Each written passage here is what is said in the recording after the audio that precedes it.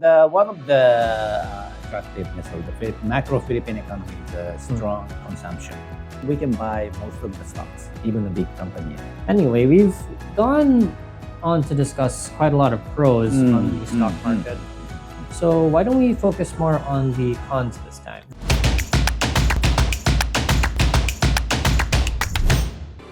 Good day, everyone. Thank you again so much for joining us for the GSR podcast. Once again, I'm your host, Jose Angela Zuleta.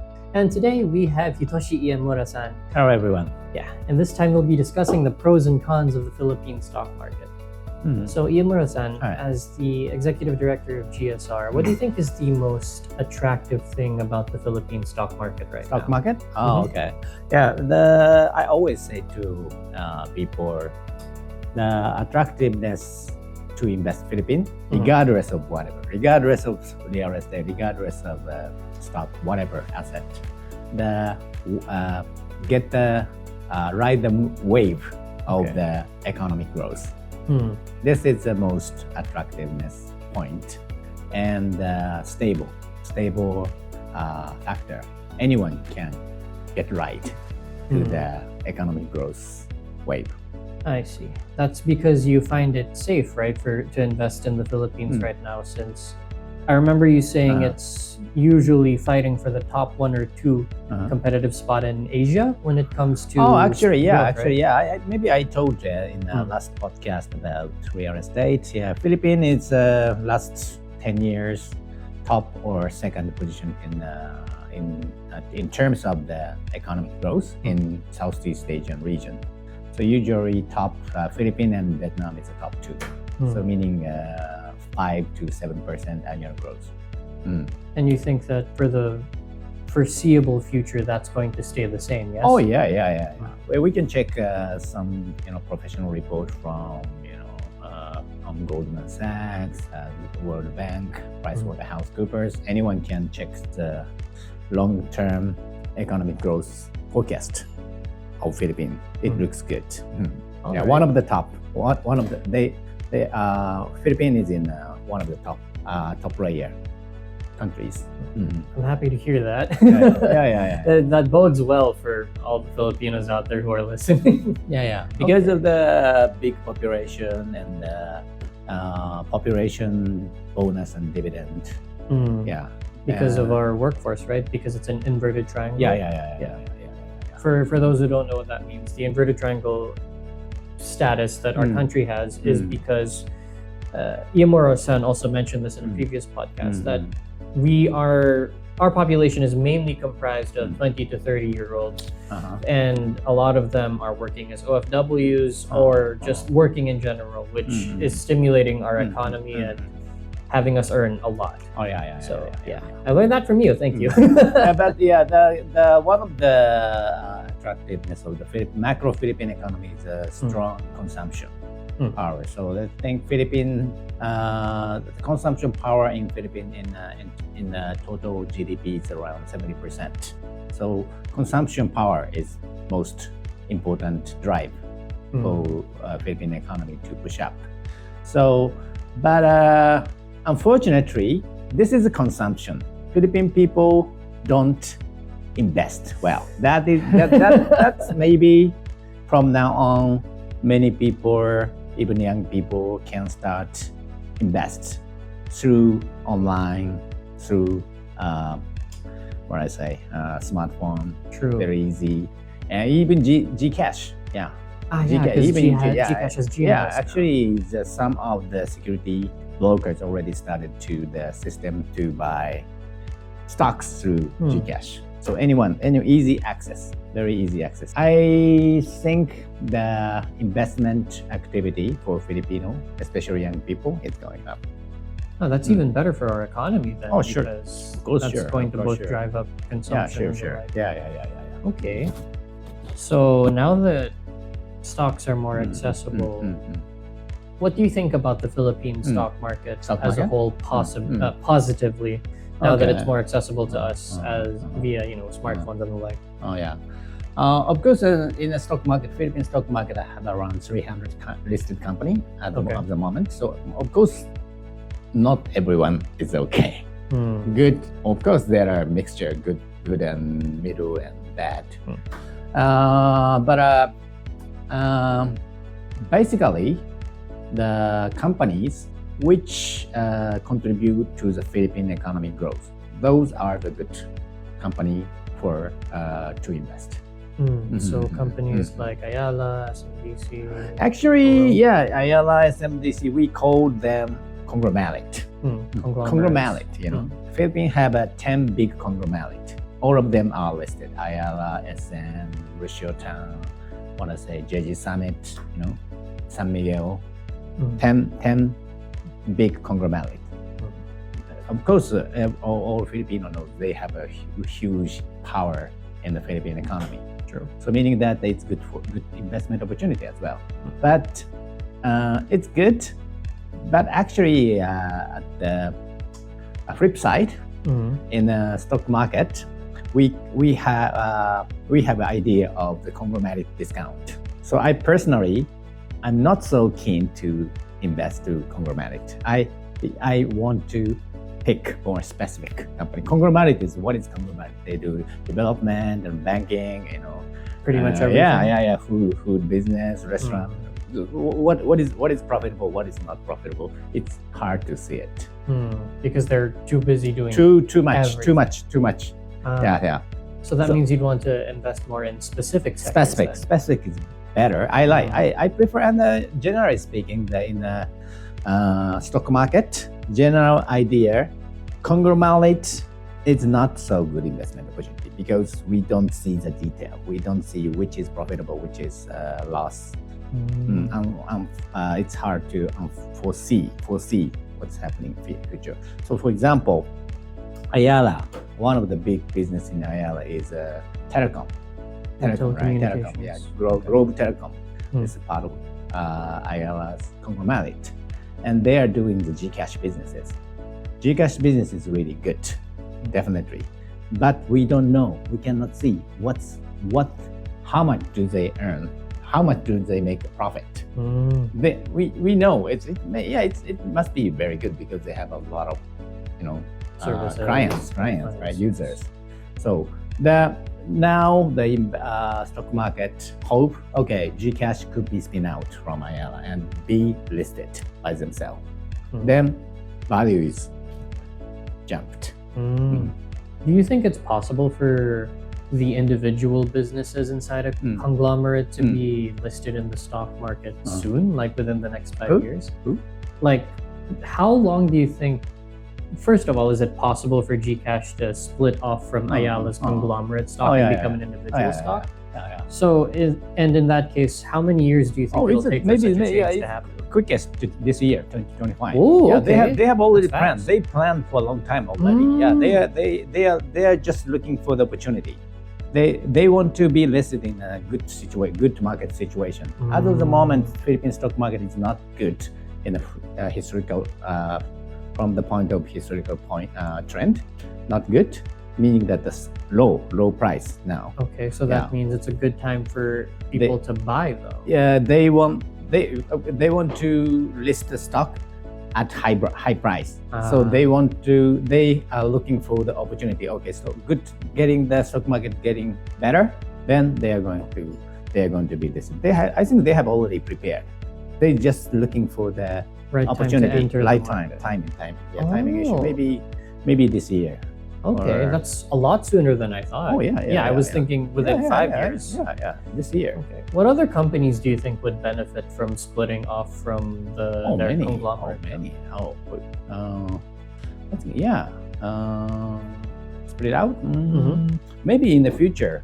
For example, Ayala have a lot of businesses. They have electric vehicle EV charging station businesses, and of course, healthcare business, hospital. And healthcare. Business is also good, and maybe logistic also. I had a logistic already listed. I think spin out already. That means that's a lot more potential than I thought for this. There are a lot of potential, but I'm not quite sure the thinking of conglomerate management person. Do they want to keep in the group, or Will they allow it to spin it out, and it's more business strategy, corporate strategy point. I think IPO is not the sole answer to grow.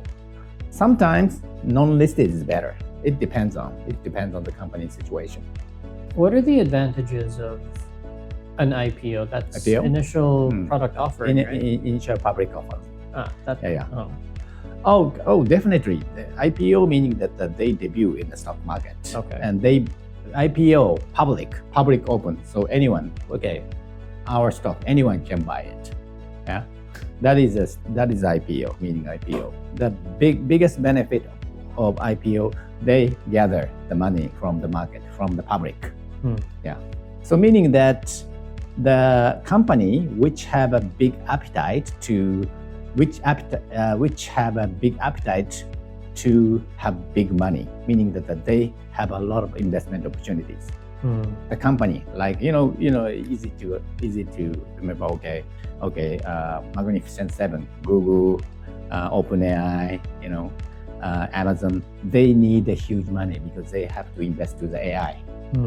Meaning they use capital market. This makes sense. But for example, the company they are doing stable business, and they don't have aggressive expansion plan. They don't need the money. In that case, those companies no need to be listed. To IPO. Yeah. Okay. Yeah. Listing, IPO and listing means they are open to public. So they have to follow many regulations and rules. This is a responsibility for the listed company. I see. It puts it into perspective because I thought every company would benefit from an IPO, but no, thanks to you, I understand now. Some listed company be back to private. We call it management buyout, MBO. There are many cases MBO. Listed company go back to private because private is better. Because they don't necessarily need the aggressive amount of money. Do you know the SoftBank, Japanese company, Mr. Song? A little bit. I'm familiar with the name. He went to meet Trump in the second day of Trump started. He invested huge money to US, so of course even Japan telecom business, and he invested to many startup companies. And I think Mr. Song consider to be delisted. He MBO'd? Yeah. Okay. I think, yeah. That puts things into context. All right. Yeah. There are many cases to be back to non-listed. But the company which have a big plan for growth and big plan to expand their business, the capital market is the most effective tool to gather money. So would it be safe to say that in that case it's better for us to expect companies to produce an IPO here in the Philippine stock market rather than seeing companies perform MBOs? MBO, I think there are very few companies few company cases in Philippines MBO because the number of listed company itself, 300 is very small. For example, Japan, 3,000, 5,000. US, 10,000 companies listed in the market. Philippines, 300 is really, really small. So I think Philippine stock market needs more company be listed. 300 is not enough to stimulate the stock market. Yeah. But unfortunately, the number of IPO in a year, Philippines only 5 or 6. It's too low. I think Philippines need to be IPO every year, 20-30 companies. I agree with you there. That 5 to 6 in 5 to 6, only 5 to 6. Yeah, single digit. That it doesn't encourage more participation in the stock market in that case. Is there anything that the government or that other ruling bodies can do to stimulate companies to actually the stock market is pretty split from the government handling. They are not. I think stock market is private company. They are listed as well. They are listed in the Philippine Stock Exchange market. Also, one of the listing company in Philippines. Yeah. They are private. Of course, they have some. They are not a pure private entity. Half public, half private, right? Of course, the government and the Ministry of Finance control, not full control, some control of stock market. All right. That's another very interesting thing. But I haven't heard aggressive plan from Marcos to do something for stock market. But I think Philippine government and Philippine country itself utilize capital market, stock market more effectively. Yeah. Here's to hoping that we get more IPOs in the coming years then. Yeah, IPO. Especially given the barrier to entry is lowering because of all. Actually, barrier is low. Entry barrier is already low. Really? Yeah, already low in Philippine stock market. But appetite of the conglomerate, not so big. Appetite of conglomerate to spin out some businesses because, they can easily control. If it's in their conglomerate. Grab, and they keep the business in their group. It is easier to control. Once be public, they need to hear everyone. Oh yeah, because you have public shareholders. Public share. They need to hear. Yeah. Wow, that's so interesting to see in action. Yeah. It's both a microeconomic and a macroeconomic thing. Yeah. In that case, well, that's already quite a lot of pros that you've listed. Let me see if I can remember. So the barrier to entry is low. IPOs are relatively easy to get now if they come out because the prices are low right now. It's more accessible aside from the barrier to entry being low because, well, we have Gcash, we have other apps. I think AB Capital is also working on being more accessible. And the price. I have to say the price of the stock really low. We can buy only 5,000 peso. We can buy most of the stocks, even the big company. Oh yeah, 5,000. I think our average 5,000 peso. We can buy. Oh, that's an incredibly low barrier. Yeah. And now I think I read the news. The Philippine stock market consider to reduce the minimum amount. Even lower than 5? Oh my God! All right. Maybe 1,000. I think that's a smart move because at least that way maybe you can buy stocks if you stop to go for drinking one night, and you can buy stocks. Easy. That's easy. true. That's true. Drinks. Easy. Anyone can start. Anyone can start. So I think, everyone, should do it. Do you think that's a good thing that the barrier to entry is so low that even 1,000? It's good. It's good. Yeah, it's definitely good.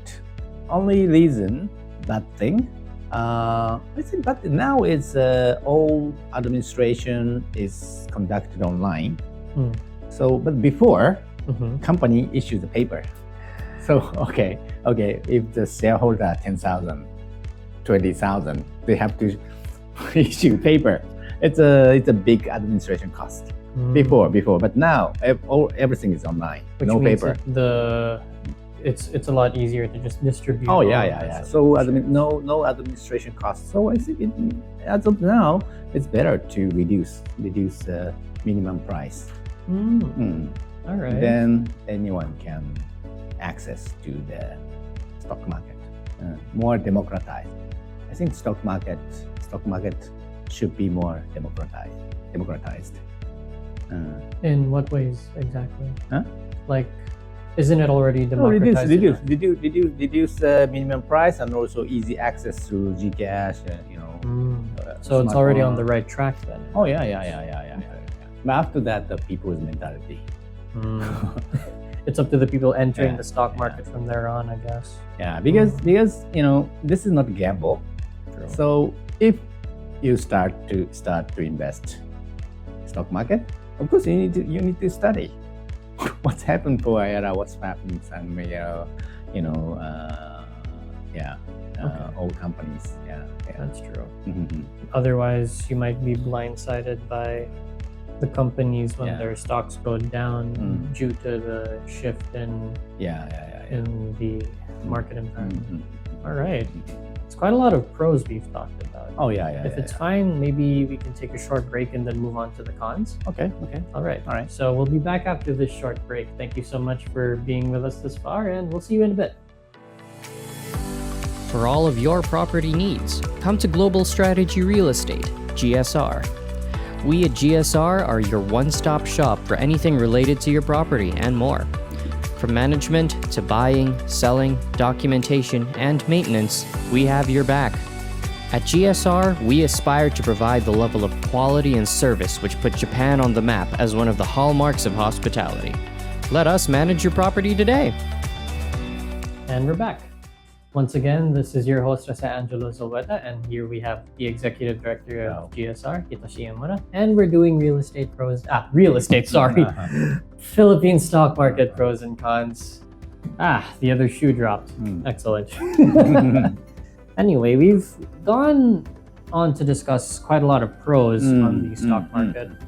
So why don't we focus more on the cons this time? You mentioned, you already rattled off a few, but we can elaborate on those, like how there aren't enough participants for one thing, and how the growth for the amount of listed participants isn't high enough per year. What else would you say is a con of the stock market in the Philippines? Yeah, a con. Actually, there's not so many bad sides. Of course, stock market in general, not only for Philippine stock market. Stock market is up and down. Meaning, sometimes up and down, fluctuation. They have a fluctuation. But this is any stock market, any stock market. But maybe a Philippine stock market fluctuation, maybe bigger than. An average stock bigger market? than Tokyo or New York, maybe, because the total size of the market not big enough as of the so if moment. there are drastic fluctuations in conglomerates, then it affects the market as a whole. So small market, meaning that if the big investor come in, buy, stock jump, but the big investor sell, drop. So it's more easily affected because of the low amount of companies listed. So that is a fluctuation, big, not really big, but significant. Sometimes movement is pretty big. That is, of course, we should be careful. And another thing is it's very important for investors to have a liquidity. I think I talked about liquidity in our session of real estate as well. Yes. Same. Any investment, liquidity is very important. So, of course, generally speaking, stock is much bigger liquidity than real estate. So, but even in the stock market, some stock doesn't have enough liquidity. Why is that? Meaning that I have a stock. I wanna sell now, but cannot do it.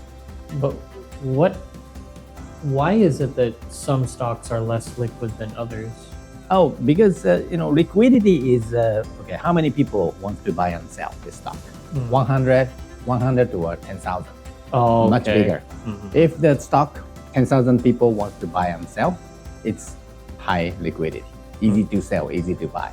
But only 10 people want to buy and sell. It's hard. I want to sell it, but it takes 1 week or 1 month, like that.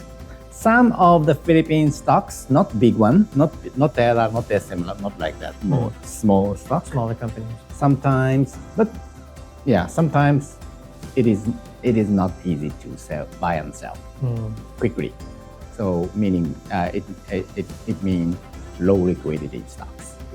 But even if low liquidity company stock, some company make a good profit, make a good performance.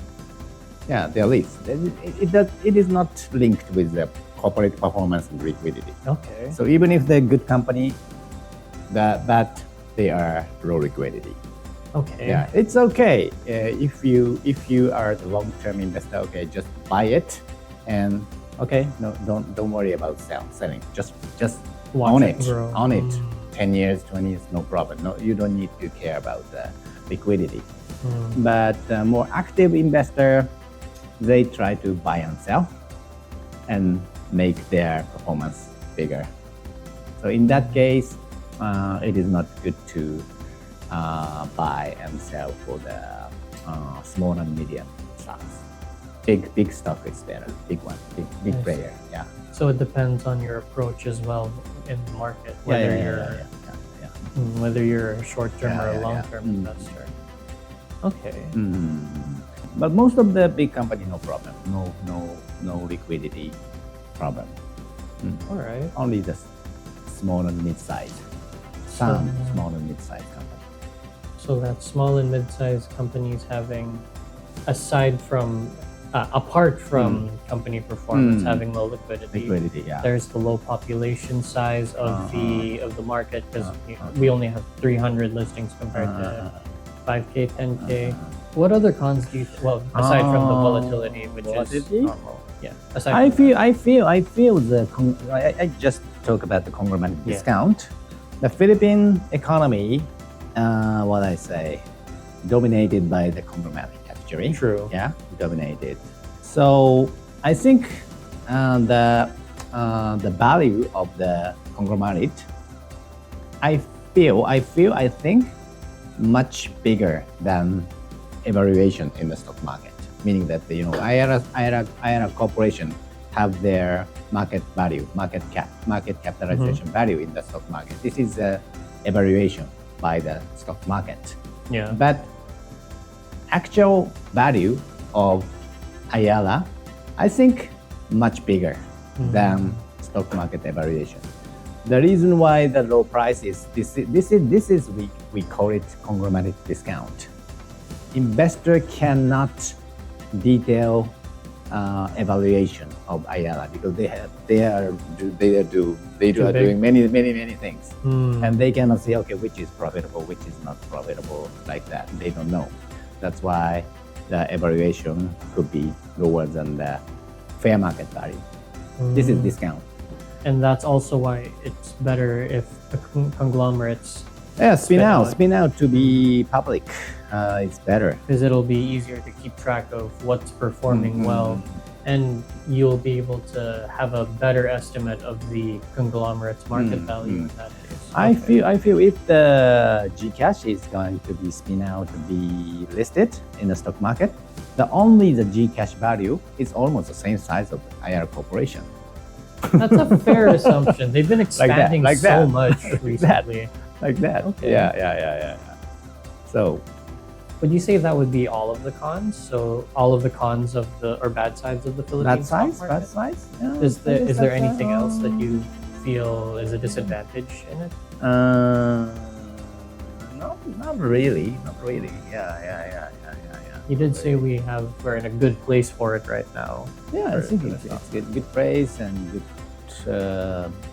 It's low value to entry. Okay. Very really democratized investment opportunity. Stock market is really democratized. Anyone can access. Yeah. Okay.